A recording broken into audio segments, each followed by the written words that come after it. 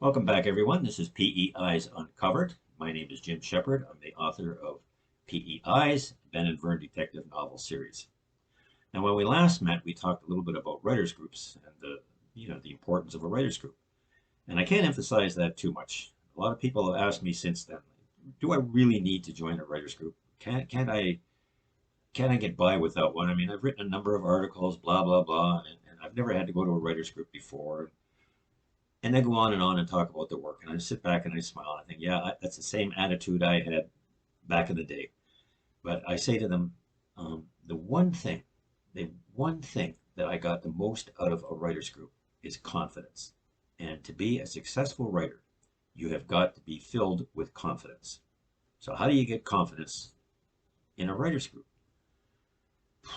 Back in the day when I first started writing, I finished my first novel, and I was quick to send it in to a publisher on the East Coast. And I waited patiently to get a reply from this publishing company. And when it finally came in, it was in the form of a rejection notice. And I looked at that rejection notice and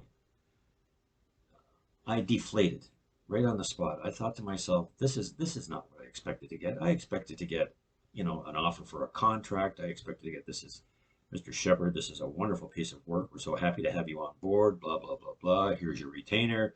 We're going to pay you $1 million. That's the way I was thinking. And to look at this rejection note saying, no, we're sorry. And they were kind enough to go on and explain why the work was rejected. And it took me a full day before I could sit down and read it because I was devastated. And they said to me, your work is good. I mean, you do tell a good story. They emphasize that. You do tell a good story, but you tell it poorly. Now, I thought to myself, how can you tell a good story poorly? Well, I've had a reputation all my life of telling stories. And when I tell a story, I feel from the audience that I'm speaking to that I've got them. I've got them. And this is wonderful. Many times I'll change the story as I'm telling it, but it just works with me and I work with it. I certainly can tell a story, but can I write one? And the answer that I was looking at right down there says, you cannot write a proper story. Join a writer's group, they said. There are many of them out there, and I thought, I'm not going to take my stuff to a writer's group. I'm just never going to write anymore. If it's not good enough for this place, then nobody's going to like my work. I talked it over with my wife that night, and she said, Jim, I understand how you feel, but why don't you give it a chance and join a writer's group? Well, I sulked for weeks with this, and I didn't even want to sit down at my typewriter at the time and start anything else. And I had a bevy of stories already put on paper that I've submitted to small magazines and different things like that. That didn't pay very much, but I thought the work was excellent, and they guess they did too because they put it in there. But there's a big difference between telling a very short story and then comparing that to a full-length novel. It takes an awful lot of moxie to complete a full-length novel and do it properly. So I joined the writers group.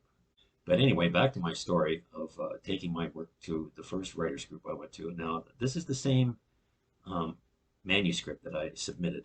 So I brought in the first chapter, and we sat around the table, and somebody read um, part of the chapter, somebody else read another part of the chapter, and somebody else finished the chapter off. And I sat there while their pens were scribbling on their notes and blah, blah, blah, blah. When time came for them to do the verbal critiquing of what they had written down on there, once again, I thought to myself, my goodness, it's one thing to be told that the work isn't good enough to be published. It's another thing for people to show you why. It's a very humbling experience to sit there and to be told that, yeah, Jim, this is a good story, but your syntax is off, your timing is off, some of your punctuation is not right, and the list goes on and on and on. And I thought to myself, well, it's no wonder that it was rejected by a publishing company, but how am I going to fix this up? The next stage was the corrections came around the table. Shorten this, do that, eliminate this. put more attention on this person, less attention on that one. And, the detail, you've got far too much detail on one item, not enough on the other. And these things started percolating in my mind. My goodness, there is a lot more to writing than meets the eye. And I've read books, I've read hundreds and hundreds of books, but I've never once considered the content of that book in this format. If I like a book, I sit there and I read it from cover to cover. Well, it might take a while, but I still read it from cover to cover, and I think that now that was a great story. And it never occurred to me that it's a great story because it was written properly, whereas my manuscript was simply not written properly. So it took a while for that to sink into me, and it took a while for the corrections and the suggestions, the offers to do this and to do that and everything else. And believe me, by the time the well, I guess it was a 8 month session that we had with the writers group at that time. But by the time that was done, I looked at the manuscript that I had rewritten 2 or 3 times, over the course of that 8 months, with the corrections that my group had suggested. This is not the same story that I wrote. So I know that I can tell a story, but now I felt the confidence building in me that not only can I tell a story, I can write a story. And they're two different things. They're very much two different things. So don't sit there and think that you can tell a story and that's going to transfer to the written word, because it just doesn't. So keeping that in mind, I would suggest, again, and I suggest this just about every time we speak, seek out a good writers group.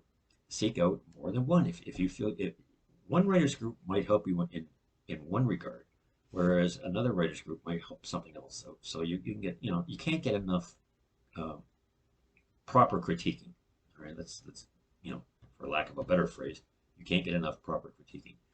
But once you feel that you've done the best you can, and you can see the difference in what you present to what you um, accomplish at the end of it all, you'll understand why it's very important to join this writers group.